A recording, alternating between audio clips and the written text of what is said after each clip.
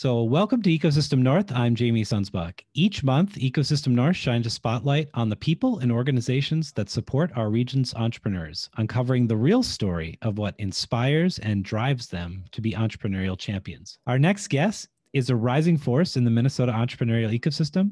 Her work as the director of the gBETA Startup Accelerator has been truly inspiring and has had a local impact here in the Rochester area, as well as Sherpa, a local startup, was part of their most recent cohort. Her inspirational TED Talk is the gold standard for me when I'm trying to explain entrepreneurship to people, and they believe that entrepreneurship is Facebook and Google, and has helped me. I think I've shared the link for TEDx Talk more than almost anything else when I'm having those conversations with people. So currently, she's the director of the gBETA Startup Accelerator in St. Cloud. Welcome to the podcast, Precious Drew. Thanks, Jamie. Glad to be here. Hopefully that was enough buttering up to. Perfect. Yeah, I loved your TED Talk, but we'll get into that in a moment. So what we like to do is just do a deep dive, sort of early background. First question we always ask is, are you a native Minnesotan? If not, when did you come to Minnesota? Where'd you go to school? Just kind of general genesis of an ecosystem builder. Cool. Well, thank you for having me on the show today, Jamie. I really appreciate it. I was born here in Minnesota. However, most of my youth was actually spent in Indianapolis, Indiana. I was raised there, left here when I was about 2 or 3 years old, and relocated back to Minnesota at the end of my freshman year of high school. So I've been back here almost 10 years now. We're about 3 months short of 10 years being back here in Minnesota, where I attended school in Northeast Minneapolis at Edison High School before attending college at the College of St. Benedict at St. John's University, right in St. Joseph, Minnesota, which is right next door to St. Cloud. Awesome. I love the Minnesota story. And I really think that, gives a unique perspective. I've traveled all over the country. I've looked at different ecosystems. I've embedded myself in these ecosystems, tried to learn from them. But sometimes I feel like there's nothing more genuine and unique than someone who's lived that Minnesota experience. So I think it adds another layer to the work we do. So that's really cool. So how did you first get into the world of ecosystem building or entrepreneurial support? Yeah, absolutely. I think back to my time at St. John's University, where I started my entrepreneurship journey through a program called Entrepreneur Scholars through their Donald McNeely Center, where I was fortunate enough to go through this program and actually launch a business during my time on campus. And that program took me to Silicon Valley, China, Hong Kong and Vietnam to really learn from different global business leaders, as well as look at the industry that I was looking to operate in as well. That's where my love for entrepreneurship really turned a new chapter. I think before, in high school, middle school, I dabbled into entrepreneurship, but it became more of a real thing, I would definitely say, in college. And after graduating college, had the opportunity to go through the Finovation Fellows program in the Twin Cities, which is a social impact fellowship. Before this opportunity sort of dropped into my lap, my professors up at St. John's University sent me the opportunity to work with gBETA. It was new in the greater Minnesota market and new in St. Cloud as well. And it just so happened that, it worked out. My passions and ideals of entrepreneurship aligned with what the gBETA and Generator team had in mind as well. And, after some conversations, it was, history from there. And I've been in this role for about 1.5 years now, operating in the greater Minnesota St. Cloud market. Yeah, I really love gBETA. My first connection to gBETA was Adam Cho, who was the first person out of many of these sort of accelerator programs to say, hey, would you mind if I came down to Rochester and hung out with you for the day? And I was like, no one does that. It's usually, you got to come visit me in the Twin Cities. And I'm like, yeah, I'll get around to that someday. But we had a great time just kind of sitting around talking about gBETA, sort of the history, and just really got me hyped up that something like gBETA could be in not only just the Twin Cities but in greater Minnesota. And as you well know, the work that Launch Minnesota is doing and others, that's a real push that I've been kind of active in this world for the last 10 years. And we were always treated as that other thing outside of the Twin Cities, which was all of greater Minnesota. So I think it's really cool. And it's really cool that I know there's gBETA MedTech program in the Twin Cities. And there's probably another one I don't know of, but I love the fact that you're doing this in St. Cloud. And, what a great entrepreneurial really story in St. Cloud as well. And just having some of those successes that I think drive more passion for a lot of these entrepreneurial activities. So could you talk a little bit more about your specific gBETA program and what you offer? And I know I've heard a lot about it from Chris Lukenbill and his experience with Sherpa, but just let the audience know a little bit about how the gBETA program works, and we'll take it from there. Yeah, absolutely. So first and foremost, what is gBETA? gBETA is a program of nationally ranked accelerator startup generator. gBETA is a free 7-week accelerator program for early stage startups with local roots right here in greater Minnesota. And it's completely free. We don't take equity and we don't have any fees associated with the program. And that's really made possible through our 18 sponsors from the St. Cloud area, ranging from corporations, law firms, colleges, and universities who have made it possible for the community to take advantage of the program completely free. As I said, it's a 7-week program. In the program, we really focus on shifting the mindset from working in the business to working on the business. So how do you go beyond trying to survive day to day to thinking about the business long term, thinking about exit strategies, as well as investment dollars as well? And we accomplish a few different things in the program through our individualized coaching and mentorship, which consists of myself and other members of the gBETA team during weekly one-on-one meetings.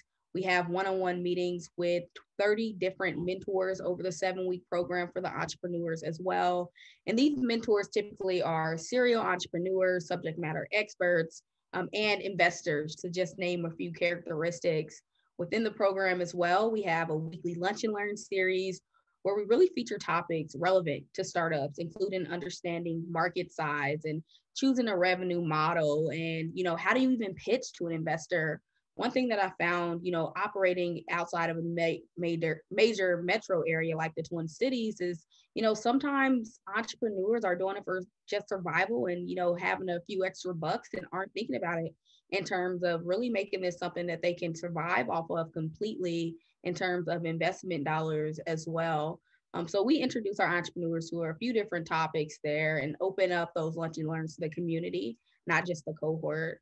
And then, of course, we cap off the program with our pitch night event where we have our cohort actually pitch to the community audience of entrepreneurs, mentors, just basic community members, and of course, our amazing sponsors from the St. Cloud area as well, to pitch their businesses so that the area, the community members knows what's happening, in their backyards and who they should be looking out for and supporting as well.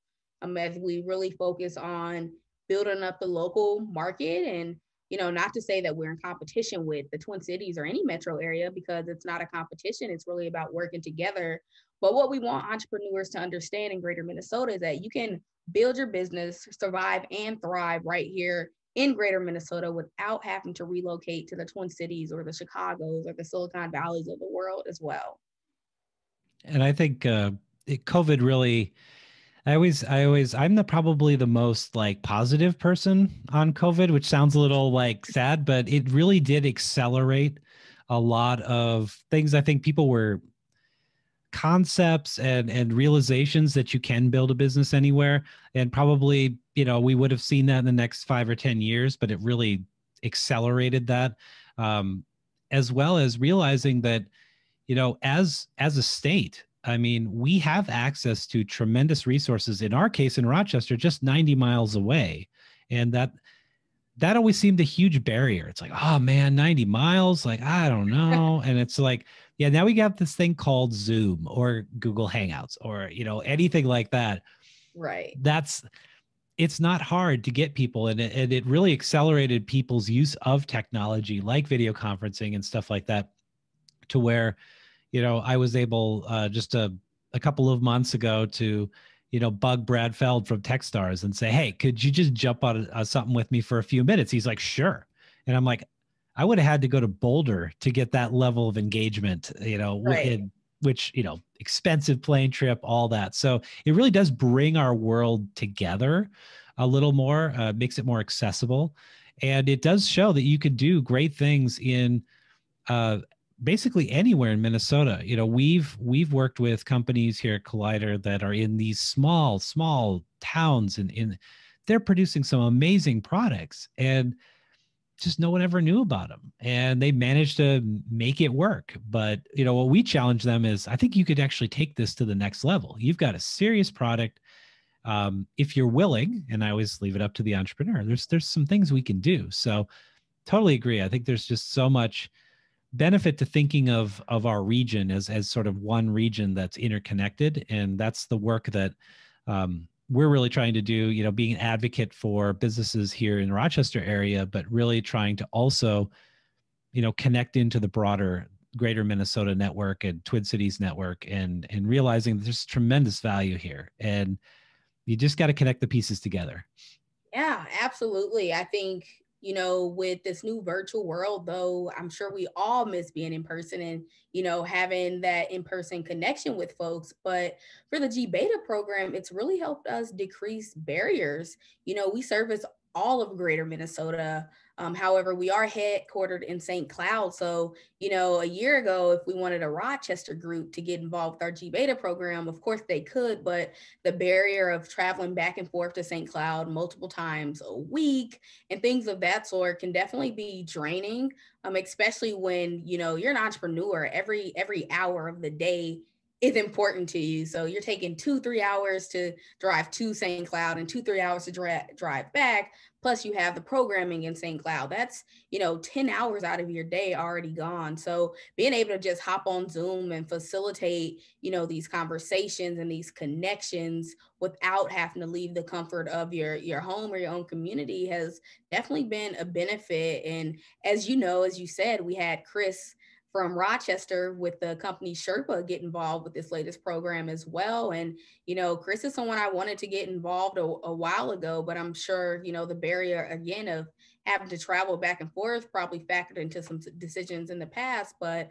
luckily, being able to turn our program completely virtual and still see our companies get benefit from it and enjoy the program has been absolutely a joy and fantastic to see. And when we are back in person, it's my hope that we try to figure out some way to have a hybrid model where we don't have that barrier again for companies that are coming a little bit further away from the St. Cloud area. Yeah, the hybrid model, I mean, not only just for programs like yours, but the events we do for entrepreneurs here, we've found we've accessed a totally different community. I thought after doing, I think at this point, 700 some events around entrepreneurship in the community, that I pretty much knew everybody, right? It felt like, Rochester's not that big until you realize it's the third biggest city in Minnesota. Um,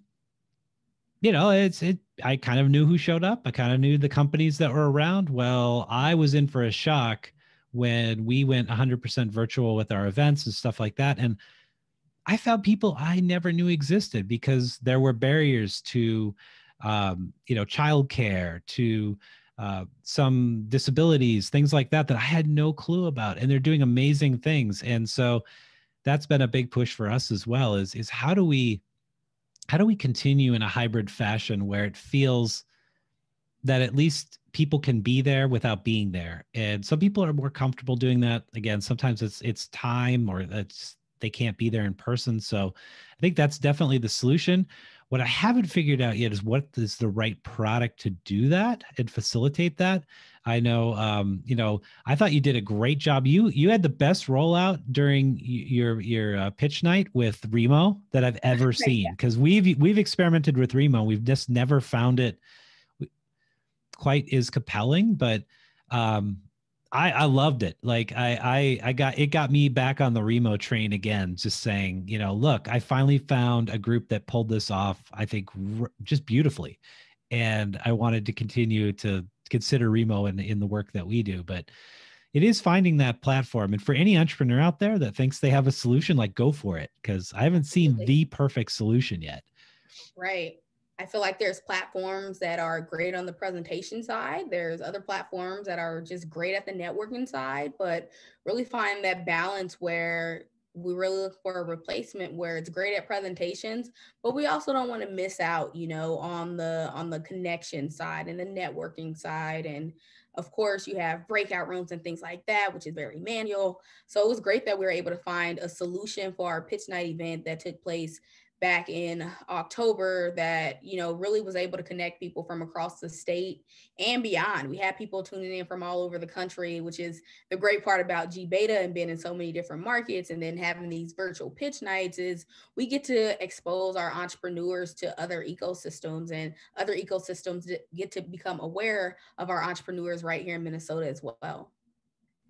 So speaking of bright spots, and that's a real bright spot, and I do acknowledge of absolutely this interconnectedness. We've had people join us in events from Thailand and other places just because they're like, some people are like, I just want to work on my English and this sounds interesting. And I'm an entrepreneur in my country and I just want to work on my English. And I'm like, please sit back, enjoy, like practice.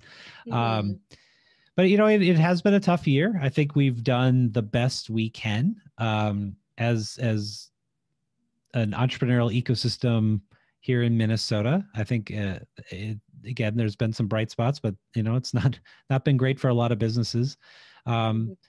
Focusing on those bright spots, what's a real bright spot that you found from 2020 that's just gives you hope for 2021? That's a great question. A bright spot. I think I've been amazed by the amount of support that we've been able to generate here in greater Minnesota and really Minnesota altogether. You have organizations like Launch Minnesota, which is really working to connect everybody and really just seeing the support. It's like, hey, we're all struggling in 2020 and we're all looking to, scrape by and, take advantage of any little resource that's out there. And I think I've been amazed by the community's support for, our entrepreneurs going through the gBETA program, but also just the ecosystem leaders as well. It's been amazing connecting with folks like you from different regions to really tell the stories of different entrepreneurs. And, sometimes all it takes is sharing a story. It isn't always, hey, I have to put $1 behind it, which of course we want to do that too. But, something as simple as sharing people's stories, it really goes a long way. And it makes me excited going into 2021 to know that we do have this some more support and we do have the community wanting to see entrepreneurs survive and thrive and be able to do that in Minnesota without feeling like they need to leave as well. So that's definitely one thing that inspires me and makes me excited as we continue to run these programs through 2021 and beyond, and get new people involved as well. We have mentors. I think this past program, I had more inbound requests to, hey, I want to come in and be a mentor and talk to these startups. And that's something I didn't necessarily see in our first program when we first got started in 2019. So, though it's been a struggling year, I think people's priorities and really willingness to help any and everybody has also come to light as well. Yeah, I always in my discussions with economic development people in the region, and it's always traditionally it's been retain, grow, and attract new businesses. And I know I've worked a lot with the Kauffman Foundation and others to sort of shine a light on the fact that it's really the new business creation, which is creating the jobs, which is creating a lot of intergenerational wealth and things like that. And it just doesn't seem to be focused on by economic development traditionally. I think that's, again, massively changing. It took a COVID-like event to really accelerate that, to get a broader understanding. I think that, coupled with all the craziness around trying to recruit Amazon, a lot of people were like, wow, we just waste a bunch of money. That probably wasn't a great idea. So That's where I think we're seeing a lot more interest in local business creation. And we're starting to see some of those success stories when you can get, a major liquidity event happen in a town of 50,000 people or 100,000 people. That changes a lot for people. It creates a lot of wealth, it creates a lot of philanthropy, it creates a lot of people who, fill your email boxes and say, I want to be a mentor. This is great. I want to give back. And so that's just really what sort of, fills me up with excitement is finally things that a lot of ecosystem builders have said for years. I think it's finally clicked with people, and hopefully that unifies communities across Minnesota to really focus on their entrepreneurs, to bring in great programs like gBETA and say, hey, they could really help us out. And that's really my hope for 2021 as we start to just see that laser focus on early stage companies, and really a focus on what I love to say is we don't, the only time I want to discriminate is when it comes to a really bad idea. But I'm going to let the entrepreneur go out and do the customer, focused research, and then come back with the realization it's probably not a great idea. But I think there's, one of our focuses here at Collider is working with underserved entrepreneurs in our community. And oh my goodness, the amazing stories, the amazing businesses that we knew nothing about because no one was shining a light on them. That's another exciting thing I'm thinking about for 2021 is we just have so many fantastic businesses in our community that no one even knows exists. And by doing something, a small little part to help surface those individuals, those entrepreneurs, those companies, I think it really, really brings our community closer together. So it's, again, another thing I'm really excited about. Absolutely. And it's exciting to hear you talk about the Economic Development Corporation perspective, and how 2020 has really gotten a lot of them on board with the entrepreneurship scene as well. Our gBETA Greater Minnesota St. Cloud program, one of our lead sponsors actually is the Greater St. Cloud Development Corporation, who helped bring the program to Greater Minnesota as well. So, this is one of the organizations of our 18 sponsors that saw it a year and a half ago and said, we really have to start supporting our local entrepreneurs and go beyond just trying to create jobs from these big existing corporations, but how do we create jobs that are locally created and manifested and then supported? And I think, they saw it fit to bring in an accelerator program like gBETA, so that, you're not only getting the support of the Economic Development Corporation, but you're also getting the support of an accelerator program that's done this in other markets that understand, some of those pain points for entrepreneurs, especially when you're just getting started up. And you're mentioning in the beginning, my TED Talk and how, hey, non-traditional entrepreneurs, underserved entrepreneurs, they're literally all around us. I didn't consider myself an entrepreneur when I was younger and, creating YouTube videos or, selling things on the side just to have extra money to go out with friends and things like that. And I think, that story resonates with a lot of people. There's entrepreneurs all around us. It's really, our job as business leaders, accelerators, as, local leaders to find these people and make sure that, they feel supported in what they're doing as well. Yeah, I've had some conversations with a lot of local leaders who say, you have to change your language. It has to be small business. And I'm like, do you realize like the government definition of a small business would be considered a major industry here in the Rochester area, let alone, a town of 10,000 people? It would be insane. I'm like, all these people start as risk takers. All right. So I really love your definition of an entrepreneur as a person that creates value for someone else.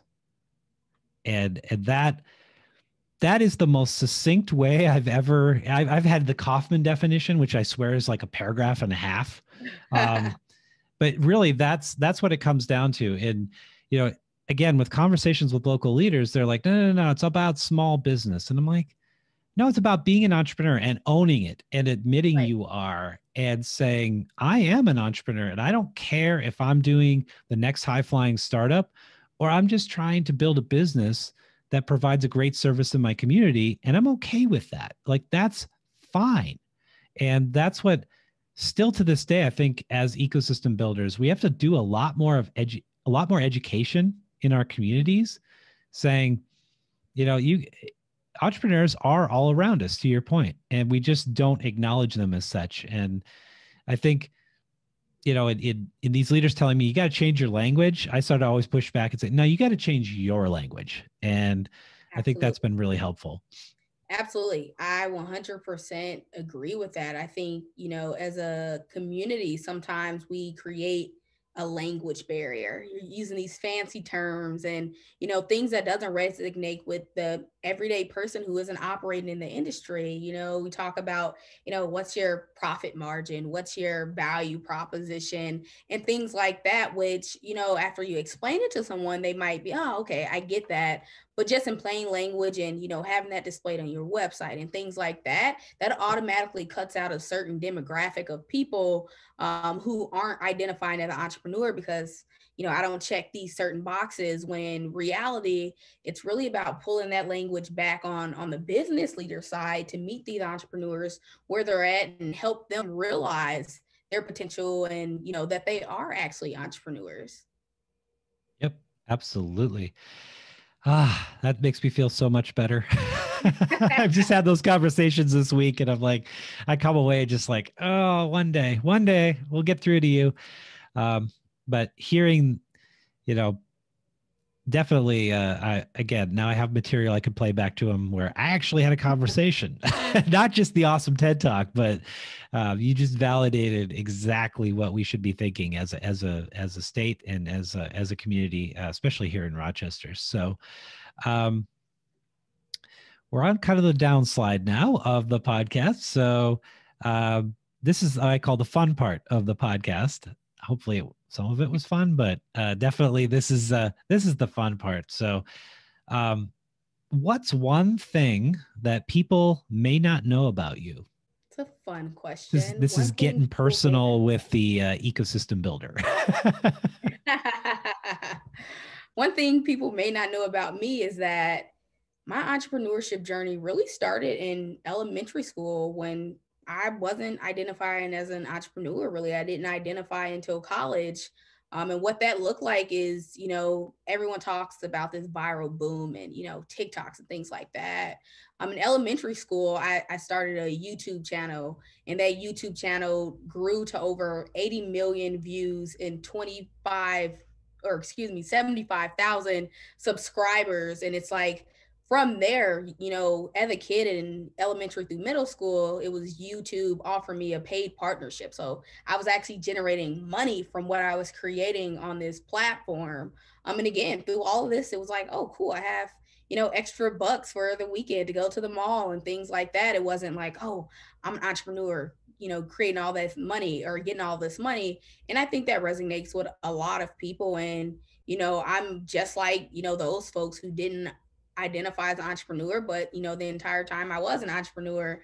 So that's one thing I would definitely say people don't know about me is started this entrepreneurship thing from a very young age and have just grown in my knowledge over time, and now having a great time supporting entrepreneurs.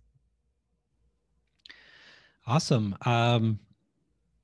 Who is one person in our broader ecosystem that maybe doesn't have the spotlight shown on them enough for the work they do on behalf of entrepreneurs?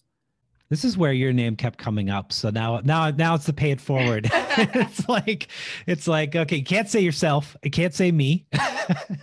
Right. I would say, gosh, there's so many amazing people that have helped me along the way in my entrepreneurship journey, and as I, grew into this role as well. I would say I would have to really turn the spotlight onto the entrepreneurs that have gone through my gBETA program. At this point, I've had 9 startups from across the state go through it, through 2 different gBETA programs. Our latest cohort being Sherpa from Rochester, Live, Give, Save from Red Wing, Legal Maps from Edina, and then Sproutery from Kimball, Minnesota, which is right next door to St. Cloud. And I think we don't shed enough light on the entrepreneurs at the early stage.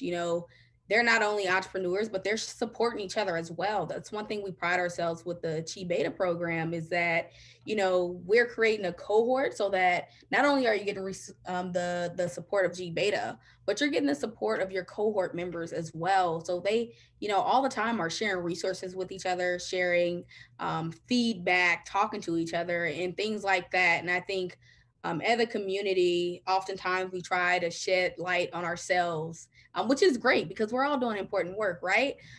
But the work that these entrepreneurs are doing, not just for their businesses, but supporting each other, and referring other entrepreneurs to me so that I can support them, I think it doesn't get enough praise. So I definitely want to shed light on the 9 startups that have gone through our gBETA program for Greater Minnesota.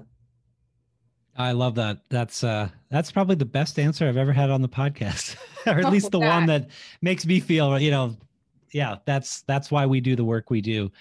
And it is amazing. I love that, a gBETA can bring an energy and bring almost a culture to a lot of these startups to realize you do have to give back. You do have to work together. Because traditionally what we've seen in places like Rochester is it's a very singular, like, I've got this, I'm not going to engage, I've got to focus. And, I think what, for example, Sherpa, sort of the genesis of it was here in our co-working space when Chris and Andy Wow. sort of started to talk a little bit about what they were doing, and just started brainstorming on things. And suddenly, I'm the one who's asked to, oh, well, now our desks will be through something else. And I'm like, well, what? And then, so I think that, definitely, it's a different generation, different mindset of, we are all in this together. We realize that there is shared experiences, that some people have made some mistakes in the past, and can help mentor, again, their peers. And I think that's something new, at least in our community, that hasn't been done really before. Maybe it has, but it's just not as apparent, definitely in the startup scene. So I think it's been quite wonderful. And again, I think it takes great organizations like gBETA to sort of, create that culture, show them that this works, and then suddenly they're like, oh, well, yeah, that does make that just makes sense, because we're good Midwesterners who want to help each other out. Duh, that's shocking. Final question is, where can people find you to learn more about yourself and gBETA? Great question. If you're interested in learning more about the gBETA program, whether you want to apply or if you are considering being a mentor to early stage startups, go ahead to gbeta and you can find the Greater Minnesota gBETA program there. And my contact information will be there on the website. My contact information as far as email goes is precious at generator with the number 8 instead of an A.com. Again, if you go to gbetastartups.com, you can find all of my information there. Precious, thank you so much for taking time to chat with us today. And hopefully, when we all get these nice vaccines, I'd love to head up to St. Cloud. I went to school in Fargo, so pass through St. Cloud all the time, between the Twin Cities and Fargo. So I've always wanted to stop. I've always wanted to see what's going on, and love to actually meet you in person at some point here in the near future. Absolutely. St. Cloud is definitely a beautiful, beautiful city, and Greater St. Cloud is amazing as well. And happy to host you whenever we get this COVID thing under under wraps. Hopefully any day now, knocking on wood. But yeah, awesome. So thank you so much. And that'll wrap it up for this edition of Ecosystem North. Stay well, everyone.